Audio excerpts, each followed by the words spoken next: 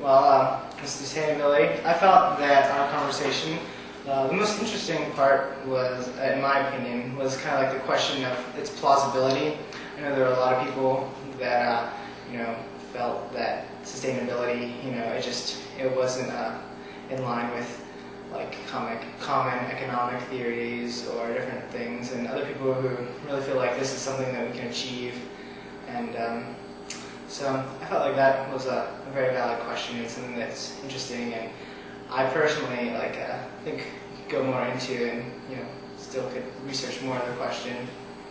And I also thought it was interesting, just like what is sustainability, and I actually looked it up on Wikipedia this morning, and Wikipedia talked about just like not being able to indefinitely use what your environment gives, like taking less than it can provide, and but just like how to actually put that into practice, and if you can actually, I think that would be one thing that we haven't talked about too much, was can you they have all these ideas on how you can do it, but can it really be done?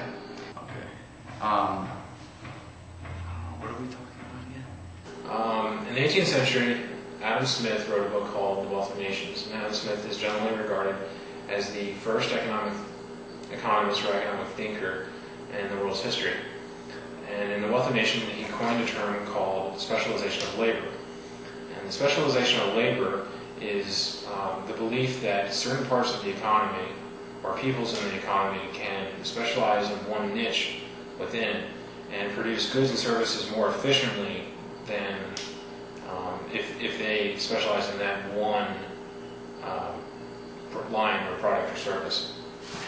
And I think that the discussion of sustainability adds a new perspective to one of the assumptions that's been is main part of economic thinking for the last 200, 300 years. And so I think it's a great discussion to be talking about.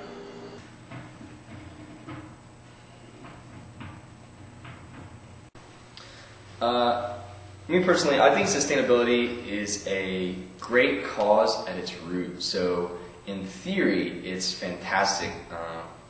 Two main reasons for me being you support your local economy by you support local farmers, and it keeps money in the area where you live.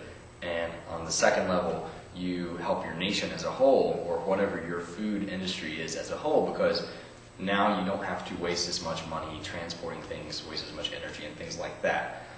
Some of the problems that I see with sustainability are that it's not practical on a large scale, just because many areas can't grow their own food, so you're excluding anyone who lives in an area that doesn't provide good fertile soil and things of that nature. And also, you have the problem of where crops can be grown. So if you want oranges and you don't live in Florida or somewhere around there, you're just out of luck. Same with such as wheat in the Midwest. And so I think another thing that could end up causing problems is, say, for example, if you tried to have a local farmer's market in Florida, and I don't know this, but if you tried to have a local farmer's market in Florida, you might end up with everybody bringing oranges and other citrus fruits, and you all just trade citrus fruits, and nobody gets any, maybe cattle or anything like that. We assumed before our experiment that eating local would naturally reduce the needed amount of fossil fuels that are associated with transporting food from farms to our homes. However, we learned that that was not necessarily the case with our experiment of going to the farmer's market. Although we walked to the market and the food was not carried there by huge trucks, the people who came to sell their food still had to drive there themselves. Some people came from rather far away locales to sell their products, and since there were several individual vendors from different locations, the gas used by all of them was actually a substantial amount when you combined it.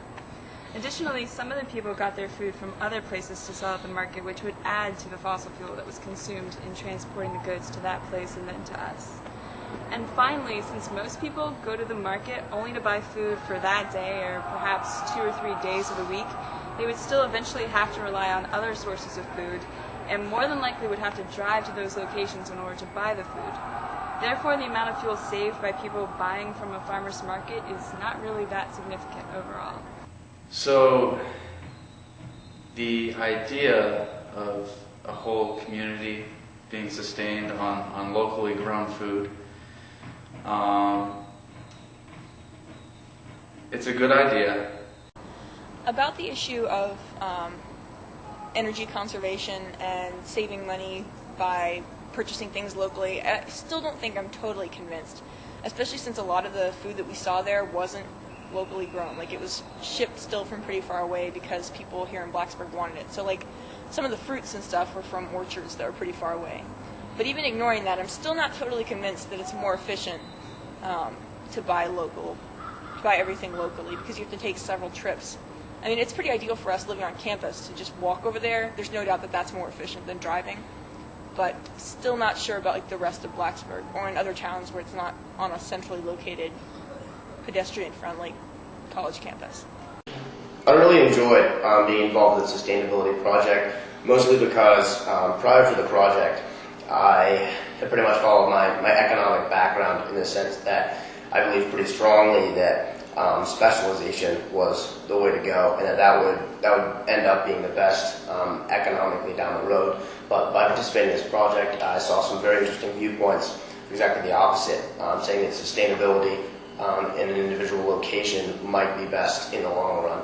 And I'm not sure which way I believe, but I had the opportunity to interact with some interesting perspectives in both directions. The price of food, price of eating locally, price of oil.